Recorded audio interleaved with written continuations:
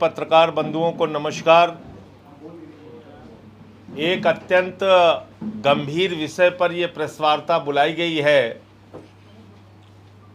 मैं बार बार ये कहता हूं कि भारतीय जनता पार्टी को बाबा साहब डॉक्टर भीमराव अंबेडकर जी से नफरत है। भारतीय जनता पार्टी को अनुसूचित जाति, जनजाति और पिछड़े वर्ग के लोगों से नफरत है और उनके साथ उत्पीड़न की तमाम घटनाएं होती रहती हैं।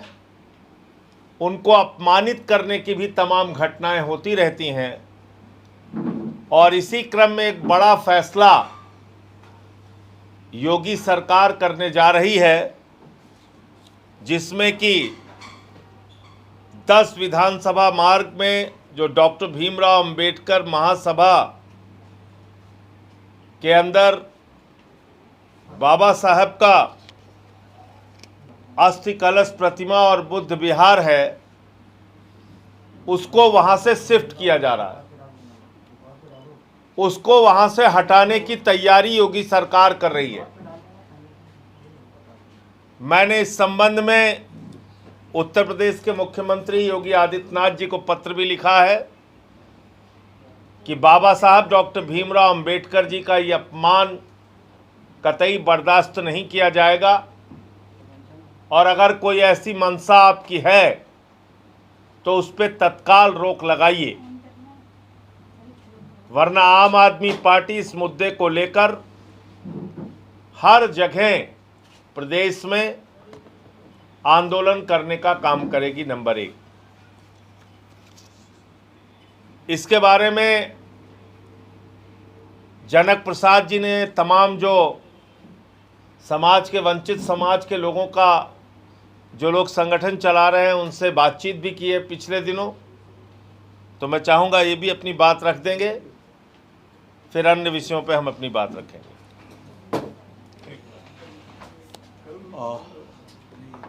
ठीक है। सभी पत्रकार बंधुओं को नमस्कार, जय हिंद। जैसा माननीय सांसद जी ने बताया कि बीजेपी दलित, पिछड़े, आदिवासियों की शुरू से ही विरोधी रही है। आप लोग को पता होगा, जब बाबा साहब ने संविधान बनाया था तब से ये बाबा साहब का पुतला फूंकने से लेकर उनके संविधान जलाने से लेकर इनके मात्र जो संस्थान आरएसएस है, ये इनका प्रक्रिया कंटिन्यू चलता आ रहा है।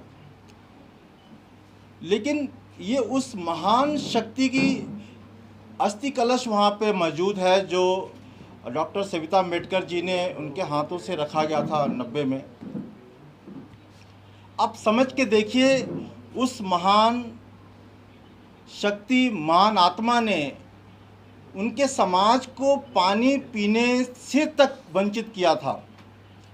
लेकिन उस व्यक्ति के हाथ में जब कलम आई तो उन्हें बदला लेने का काम नहीं किया। आपकी बेटी बहन को वो अधिकार दिया जिससे आज आपकी बेटी बहन, हमारी बेटी बहन जज हैं, डीएम हैं, कलेक्टर हैं, हर क्षेत्र में मतलब एक प्रगतिशील भूमिका देश को आगे बढ़ाने में निभा रही है। तो हम अनुरोध करना चाहेंगे आम आदमी पार्टी की तरफ से कि ये जो आपकी जो घृणित मानसिकता है, बाबा साहब ने संविधान बनाया है, क्योंकि हमें पता है आपकी मानसिकता क्या है। आपको नहीं, वो मानसिकता आपकी है कि आप जब निकलते हैं विधानसभा से तो उनकी छाया भी आप नफरत करते हो कि उनकी छाया भी ना हमारे पास पाए, इसलिए वो उनको उनकी जो अस्थि कलश और उनकी जो संस्था है वहाँ से हटाने का काम कर रहे हैं। तो निवेदन है, आप इतना हमको मजबूर मत कीजिए कि हम बड़े आंदोलन की तरफ मूव करें। ये हमारा निवेदन है। भारत को प्रगतिशील देश बनाइए, हम आपके साथ देने का काम करेंगे, कदम से कदम मिलाने का काम करेंगे। विकसित राष्ट्र बनाइए, हम साथ देने का काम करेंगे, लेकिन ये काम आप मत करिए। इतना ही कहना था। धन्यवाद, बहुत बहुत धन्यवाद। दूसरी जो जानकारी आप लोगों को देनी थी, पंजाब में बैलेट पेपर से नगर पालिका का चुनाव हुआ। 1977 वार्डों में चुनाव हुआ,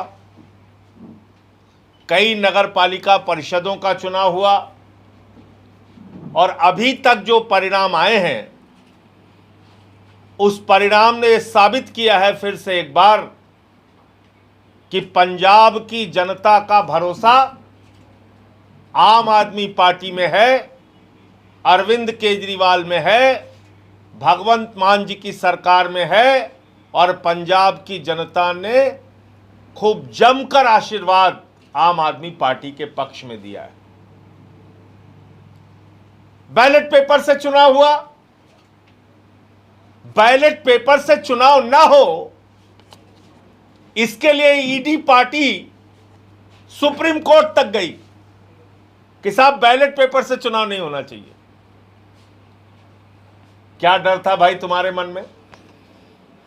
क्यों सुप्रीम कोर्ट तक गए तुम?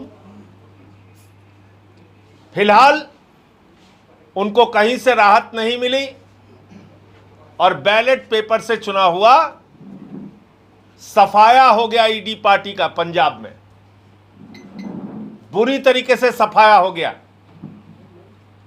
अब तक 59 नगर पालिकाओं के जो परिणाम आए हैं उसमें से 41 आम आदमी पार्टी ने जीता है और 0 ईडी पार्टी ने जीता है। 0 ईडी पार्टी का 0 आया। ईडी पार्टी ने 7 सांसद तोड़े थे। अरे कम से कम 7 सीट लेके आ जाते, 7 चेयरमैन तो जीत जाते। 0 आया पूरे पंजाब में। और याद रखिएगा, यह नगर पालिका का चुनाव था, शहरी चुनाव था, जहां ईडी पार्टी वाले लोग कहते हैं हम सबसे मजबूत हैं, हम सबसे मजबूत हैं। वहां पंजाब की जनता ने झाड़ू लगाकर इनको साफ कर दिया बुरी तरीके से। अब मैं आपको संख्या पढ़ रहा हूं, सुनिएगा, वार्डों की संख्या।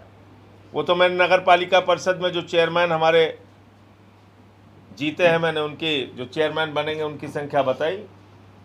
अभी तक 1977 वार्ड में 1720 के परिणाम आ चुके हैं, जिसमें से 842 सीट, 1720 में से 842 सीट आम आदमी पार्टी ने जीती है। 336 सीट कांग्रेस पार्टी ने जीती है। 165 सीट अकाली दल ने जीती है। 246 सीट निर्दलीय लोगों ने जीती है और ईडी पार्टी को मिला है 131 सीट। 1720 में से 131 वार्ड में जीते हैं वो पूरे पंजाब में, और एक भी चेयरमैन नहीं जीते। 0। ये हालत है। इसलिए मैं बार बार कहता हूं, आम आदमी पार्टी को जितना तोड़ फोड़, ईडी, सीबीआई, जेल, मुकदमा, लाठी डंडा चलाकर दबाने की कोशिश करोगे, पंजाब की जनता तुम्हारी गुंडागर्दी का मुंहतोड़ जवाब देगी। ईडी पार्टी वालों ध्यान से सुन लो, ईडी पार्टी वालों ध्यान से सुनो। पंजाब की जनता तुम्हारी गुंडागर्दी का, तुम्हारी ईडी, सीबीआई, लाठी डंडे के इस्तेमाल का मुंहतोड़ जवाब देगी। और ये शहरी चुनाव था जिसमें तुम्हारी ये हालत की है पंजाब के लोगों ने। तो इसके लिए मैं पंजाब की सरकार के कामों को, वहाँ के मुख्यमंत्री भगवंत मान जी को, हमारे राष्ट्रीय संयोजक अरविंद केजरीवाल जी को, पंजाब की जनता को, हमारे प्रभारी मनीष सिसोदिया जी को और एक एक कार्यकर्ता को हृदय से बधाई देता हूँ, उनको शुभकामनाएं देता हूँ इस भारी जीत के लिए, इस भारी सफलता के लिए। दूसरा विषय है उत्तर प्रदेश में बिजली संकट का। आज उत्तर प्रदेश अंधकारमय हो चुका है। बाराबंकी की घटना हुई, बिजली न होने के कारण परिवार सड़क पर किनारे फुटपाथ पे सोया हुआ था। ट्रक आई, कुचल के चली गई, गाड़ी से कुचल के उनको मार दिया, 4 लोग मार दिए गए। आज उत्तर प्रदेश में बिजली कटौती के कारण हाहाकार मचा हुआ है। राजधानी की बात मैं बता रहा हूं, एक एक कॉलोनी है यहां पे जहां पे 48-49 घंटे से लाइट नहीं है, 48 घंटे से लाइट नहीं, 22 घंटे से लाइट नहीं। यह हालत है लखनऊ की। तो बिजली का संकट यह सरकार के द्वारा प्रायोजित संकट है, ऐसा मेरा मानना है, क्योंकि बिजली उत्पादन के कोई साधन बनाए नहीं गए, बिजली का उत्पादन बढ़ाया नहीं गया, आबादी के हिसाब से जरूरतें बढ़ती गईं, और फिर इस खेल में तमाम अडानी, तमाम कंपनियां शामिल होके महंगी बिजली देके, स्मार्ट मीटर लगा के जनता को लूटने में लग गई, और बिजली कैसे लोगों को उपलब्ध होगी 24 घंटे, इसके बारे में कोई ध्यान नहीं दिया। और यहां के ऊर्जा मंत्री के नाकारेपन की कहानी क्या बताई जाए। उनसे जब लोगों ने कहा मंत्री जी बिजली नहीं आ रही, मंत्री जी बिजली नहीं आ रही, मंत्री जी बिजली नहीं आ रही, कहें जय श्री राम, जय श्री राम। मतलब इतना मूर्ख समझ रखा है उत्तर प्रदेश की जनता को कि अपने नाकारापन को छिपाने के लिए जय श्री राम। तो भगवान श्री राम ने आपको कहा कि आप निकम्मे हो जाइए, नाकारा हो जाइए, लोगों को बिजली ना दीजिए। ये भगवान श्री राम ने कहा है आपको। भगवान का नाम लेके देश की और प्रदेश की जनता को लूटने का काम कर रहे हो, अंधेरे में रखने का काम कर रहे हो। तो इसलिए आम आदमी पार्टी ने तय किया है कि 5 जून को पूरे उत्तर प्रदेश में बिजली कटौती के खिलाफ एक विशाल प्रदर्शन और आंदोलन उत्तर प्रदेश के सभी जिलों में होगा। बिजली 24 घंटे चाहिए और सस्ते दाम में चाहिए, और आम आदमी पार्टी का तो हमेशा से ये मानना रहा है कि बिजली, पानी, शिक्षा, स्वास्थ्य या तो निःशुल्क मिलना चाहिए या न्यूनतम दामों में मिलना चाहिए। इसके नाम पर कोई लूट बर्दाश्त नहीं की जाएगी। तो इसलिए 5 जून को हम लोग इस पर एक ज़बरदस्त प्रदर्शन करने का काम करेंगे। दूसरी बात, नीट की परीक्षा का पेपर लीक होने के बाद सीबीएसई का जो मामला सामने आया है, इससे ये पता चलता है कि देश भर के लाखों छात्रों के साथ किस तरह से भारतीय जनता पार्टी विश्वासघात करने का काम कर रही है। मोदी जी जब भी होता है तो परीक्षा पे चर्चा करते हैं, कहते हैं हाई स्कूल की परीक्षा है, बच्चों ऐसे जगना, ऐसे उठना, ऐसे कलम रखना, ऐसे जाना। लेकिन जब से पेपर लीक हुआ है तो पेपर लीक पे चर्चा नहीं कर रहे हैं। तो 1 जून को प्रयागराज में जो छात्र आंदोलन की धरती है, देवभूमि है, संगम है, उस पवित्र नगरी में पेपर लीक पर चर्चा करेगी आम आदमी पार्टी।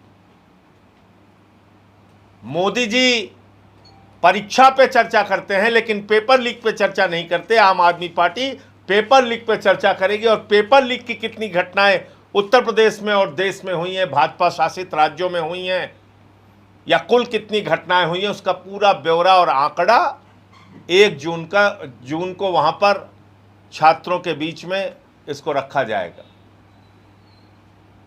उसमें हम सबको आमंत्रित कर रहे हैं, कोई दलीय बाधा नहीं है। हम आम आदमी पार्टी का बैनर भी नहीं लगाएंगे, हम आम आदमी पार्टी का बैनर भी इस्तेमाल नहीं करेंगे। हम सबका आह्वान करते हैं, सभी दलों के लोग, सभी जो छात्र संगठनों के लोग हैं, आइए आप, और हम लोग कल करते हैं मिलके पेपर लीक पे चर्चा और एक बड़े छात्र आंदोलन की तैयारी करते हैं। तो ये विषय था। इसके अलावा अंतिम बात महंगाई को लेकर करनी है। इस समय उत्तर प्रदेश हो, देश हो, महंगाई से बुरी तरीके से परेशान है। डीजल पेट्रोल का दाम लगातार बढ़ रहा है, हफ्ते भर में 4 बार बढ़ा दिया जाता है। कभी 3 रुपए, कभी 2 रुपए, कभी 1 रुपए, कभी 97 पैसे, कभी 85 पैसे, ये चल रहा है। और कहा क्या जा रहा है, कितना बड़ा धोखा और झूठ बोला जा रहा है आपके साथ। पेट्रोलियम मंत्री ने बयान दिया कि तेल कंपनियों को प्रतिदिन 1000 करोड़ का घाटा हो रहा है। ध्यान से सुनिएगा, कहा गया कि पेट्रोलियम कंपनियों को प्रतिदिन 1000 करोड़ का घाटा हो रहा है। यह बात सरासर झूठ है। फरवरी और मार्च के महीने का जो आंकड़ा उपलब्ध है, सरकारी आंकड़ा उपलब्ध है, उसके मुताबिक सरकारी तेल कंपनियों को 19,000 करोड़ रुपए का मुनाफा हुआ है। ध्यान से सुनिएगा, 19,000 करोड़ रुपए का मुनाफा हुआ है। और इतना ही नहीं, जो हम लोगों ने विदेशों से तेल मंगाया, कच्चा तेल, वो कुछ महीनों में हमने मंगाया 1,32,000 करोड़ का। 1,32,000 करोड़ का तेल हमने विदेशों से मंगाया कि हम भारत के लोगों की जरूरत पूरी करेंगे। यहां हम 85% दुनिया से तेल मंगाते हैं, आयात करते हैं, तभी हम देश की जरूरत को पूरा कर पाते हैं। तो 1,32,000 करोड़ का हमने तेल मंगाया। लोग लाइनों में खड़े हैं, उनको तेल नहीं मिल रहा है। ट्रैक्टर लेकर रात रात भर पेट्रोल पंप पे सो रहे हैं, मच्छरदानी लगा के सो रहे हैं, उनको तेल नहीं मिल रहा है। पागलों की तरह दौड़ रहे हैं टैंकर देख के। हिंदुस्तान की जनता को तेल नहीं मिल रहा है। और 1,32,000 करोड़ के तेल में से नरेंद्र मोदी जी की सरकार ने 52,000 करोड़ का तेल विदेशी कंपनियों को बेच दिया। सोच सकते हैं कितना बड़ा धोखा हो रहा है इस देश के साथ। जब आप लाइन में मर रहे हैं तो आपका तेल उठाकर 40 देशों की कंपनियों को बेचा है 52,000 करोड़ रुपए का। तो इसलिए देश के अंदर महंगाई लाई गई है, नरेंद्र मोदी के द्वारा महंगाई लाई गई है। बहुत अफसोस की बात है कि प्रधानमंत्री ने देश से धोखा दिया, तेल बचाने की बात कही, लेकिन यह नहीं बताया कि उनकी हिम्मत नहीं हो रही है ईरान से सस्ता तेल खरीदने की। उनको हर महीने एक गुलाम की तरह ट्रंप से परमिशन लेनी पड़ती है। बताओ हुजूर, 1 महीने और हम खरीदना चाहते हैं रूस से। बोलता है ठीक है, रख फाइल, देखेंगे बाद में। फिर कहते हैं नहीं हुजूर, 1 महीने की छुट्टी चाहिए, दे दो हमको, परमिशन दे दो। फिर कहता हाँ ठीक है, 1 महीने रूस से खरीद लेना। यह हमारे देश के प्रधानमंत्री की हालत हो गई है, यह देश की सरकार की हालत है। और आज पूरे देश को खाली दिन रात नफरत नफरत नफरत नफरत इसमें उलझा के रखा है। ये किसी के सगे नहीं है, याद रखना। ना ये प्रभु श्री राम के हैं, ना ये किसी काम के हैं। बार बार मैं इस बात को कहता हूं। अभी बंगाल में साबित हो गया, बंगाल में साबित हो गया। गौ माता के नाम पे राजनीति करते हैं लोग। और क्या कह रहे हैं? कह रहे हैं 14 साल की गौ माता हो जाए तो उसके बाद आप उसको काट सकते हैं। गाय हमारी माता है, सिर्फ 14 साल तक ये भाजपाइयों का नारा है। मां बूढ़ी हो जाएगी तो उसकी सेवा नहीं करेंगे। 500 से ज्यादा गायें जैसलमेर में मर गईं, किसी को चिंता नहीं। स्वामी अवमुक्तेश्वरानंद जी ने कहा 14 साल तक गाय को माता कहते हैं, उसके बाद वो सब्जी भाजी की तरह आप काटेंगे उसको। ये हो रहा है, ये है बीजेपी की असलियत। और अभी मैंने देखा कि योगी जी ने एक आदेश जारी किया है, गाय के भूसे के लिए पैसा नहीं है। अडानी अंबानी के लिए लाखों करोड़ है, पूंजीपति मित्रों के लिए लाखों करोड़ है। गाय के लिए भूसा नहीं है, गाय के लिए भूसा नहीं है। 17 लाख करोड़ रुपए 42 कंपनियों का माफ कर दिया जाता है, उसके लिए पैसा है। गाय के लिए पैसा नहीं है, भूसा के लिए पैसा नहीं है। तो योगी जी परेशान मत होइए। अब तो हिंदू मुस्लिम सब एकजुट होकर कह रहे हैं कि गाय को राष्ट्रीय पशु घोषित करो। आप भी धरना दीजिए मोदी जी के खिलाफ, सबको लेके बैठ जाइए।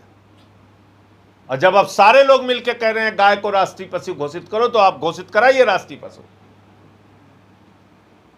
और भूसे की जहां तक समस्या है, उसमें बताइएगा, हम लोग भी चंदा देंगे, आपको भूसा की कमी नहीं होने देंगे। गाय के लिए, भूसे के लिए आपकी सरकार के पास पैसा नहीं है, इतना अकाल आ गया है, उसमें हम लोग भी चंदा देंगे, आम आदमी पार्टी वाले भी चंदा देंगे, मैं भी चंदा दूंगा। तो इसलिए इनका कहना कुछ, करना कुछ, यही चरित्र है। आज मैं देख रहा था प्रधानमंत्री का, तो मुझे लगता है ट्विटर ही किसी ने हैक कर लिया है। तो क्षमाशीलता की बात कर रहे हैं, उच्च आचरण, क्षमाशीलता, पता नहीं कौन कौन सा शब्द आज लिखे हुए थे। हमको तो लगा कि ट्विटर है कोई हैक कर लिया उनका। जो प्रधानमंत्री मुजरा जैसे शब्दों का इस्तेमाल करता है, कहता है हम कपड़े से पहचान लेते हैं कि कौन मुसलमान है कौन हिंदू है। वो कह रहे हैं क्षमाशीलता, उच्च आचरण, इससे देश का विकास होगा। वाह मोदी जी, पता नहीं कहां से कब कब ज्ञान आ जाता है आपका। अपने साथ के लोगों को समझाइए कि ये आपकी भाषा नहीं है, गलती से ट्वीट हो गया, उसको डिलीट करा दीजिए। आपके मुंह से ये सब बातें अच्छी नहीं लगती। तो मुझे इतनी बात कहनी थी। आप लोगों के जो प्रश्न हो आप पूछ सकते हैं। संजय जी, आपने अभी बिजली व्यवस्था पर उत्तर प्रदेश सरकार पर आरोप लगाए हैं, लेकिन मुख्यमंत्री योगी आदित्यनाथ का हाल ही में बयान आया। उन्होंने कहा कि पहले की सरकारों में बिजली की तारों पर महिलाएं कपड़े सुखाते नजर आती थी और हम पर्याप्त बिजली उत्तर प्रदेश में दे रहे हैं। तो उनको महिलाओं के कपड़े ही क्यों दिख रहे हैं तार पे? हैं? तार टूटने से लोग मरते हैं, वो नहीं दिख रहे हैं? लाइट ना होने की वजह से सड़क के किनारे लोग सोते हैं और गाड़ी के नीचे कुचल के मर जाते हैं, यहीं बाराबंकी में, ज़्यादा दूर नहीं है। वो नहीं दिख रहा है मुख्यमंत्री जी को? स्मार्ट मीटर के नाम पे लोगों के साथ लूट हो रही है, वो नहीं दिख रहा है मुख्यमंत्री जी को? इनका नाकारा मंत्री, ऊर्जा मंत्री कहता है लाइट नहीं है, जय श्री राम। तो इसलिए अपनी कमी को छुपाने के लिए पुरानी सरकार, अरे भाई तुम 10 साल हो गया शासन करते हुए, 12 साल से केंद्र में हो, 9 साल से उत्तर प्रदेश में हो, 9 साल से ज़्यादा वक्त हो गया। अब आप अभी भी आप पिछली सरकारों, 9 साल का वक्त कम होता है क्या? 9 साल में जितनी पिछली सरकार की कमियां थी उसको आपने ठीक क्यों नहीं किया? मोदी जी नेहरू का रोना रो रहे हैं और ये पिछली सरकारों का रोना रो रहे हैं। ये रोना छोड़ोगे कब भैया आप लोग? 9 साल हो गया, आपको जितनी कमी थी आपको ठीक करना चाहिए था। तो इसलिए ये सब खाली मुद्दे से ध्यान भटकाने की बातें हैं। ऊर्जा मंत्री से जब इस पर सवाल पूछा गया तो उन्होंने कहा विपक्ष के पास कोई और मुद्दा नहीं है, कोई और काम नहीं है, इसलिए पूर्वांचल की उन्होंने एक कहावत सुनाई, कहा कि आन्हर कुकुर बतासे भूखे। देखो ऐसा है कि कुकुर कौन है और आंधर कौन है जनता बता देती है चुनाव में। किसको कुकुर बनाया जाता है, किसको आंधर बनाया जाता है, वो सब जनता बता देती है चुनाव में।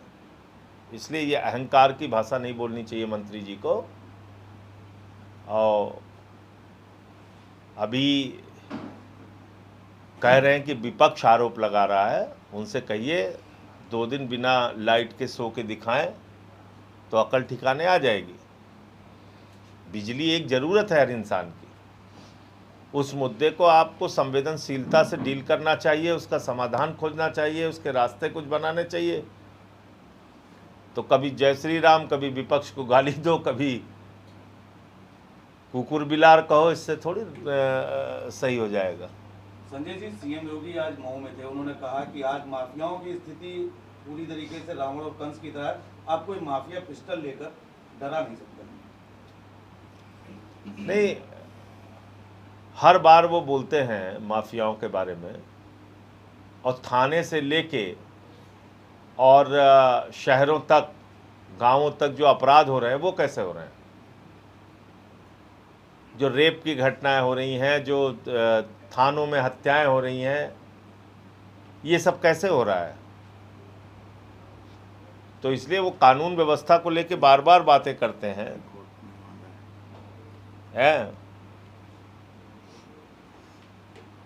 ये एक हाई कोर्ट की हमारे मित्र ने खबर दिखाई है, प्रयागराज हाई कोर्ट ने यूपी प्रशासन से 5 दर्जन बाहुबलियों की हिस्ट्री सीट मांगी है। तो मेरा सिर्फ ये कहना है कि जो बुनियादी मुद्दे हैं उसका समाधान कैसे होगा, आप लोगों को उसकी चिंता क्यों नहीं होती? स्कूल की बात आएगी, कह दोगे बंद करो इसको, सरकारी स्कूल बंद करिए। अस्पताल की बात आएगी, मोमबत्ती में ऑपरेशन करिए। बिजली की बात आएगी, घंटों घंटों बिजली कटौती करिए। आदमी जाए कहाँ, नौकरी की बात आएगी, मोदी जी आएंगे, अच्छा बेटा चिंता मत करना, गोबर से नौकरी देंगे तुमको। आप सोचिए, यूपी वालों की औकात प्रधानमंत्री की निगाह में यही है, हमारे नौजवानों की, कि प्रधानमंत्री कहते हैं हम गोबर से नौकरी दे देंगे बेटा, चिंता मत करना तुमको। अब 5 साल हो गया, अभी गोबर से भी नौकरी नहीं। हम तो कंडा भेंट करने जा रहे हैं सबको कि भैया गोबरे से नौकरी दे दो। संजय जी, आम आदमी पार्टी के, समाजवादी पार्टी के और कांग्रेस के लगभग मुद्दे एक जैसे हैं, तो 2027 में क्या तीनों दल गठबंधन करके बीजेपी की सरकार के खिलाफ एकजुट होंगे? देखिए, मैं सिर्फ आपसे यही कह सकता हूं कि थोड़ा इंतज़ार कीजिए। आम आदमी पार्टी विधानसभा के चुनाव में कैसे जाएगा, मुझे जो अंदाज़ा था कि पहले ये लोग पंचायत का चुनाव कराएंगे, लेकिन अब उसकी संभावना बहुत कम दिख रही है।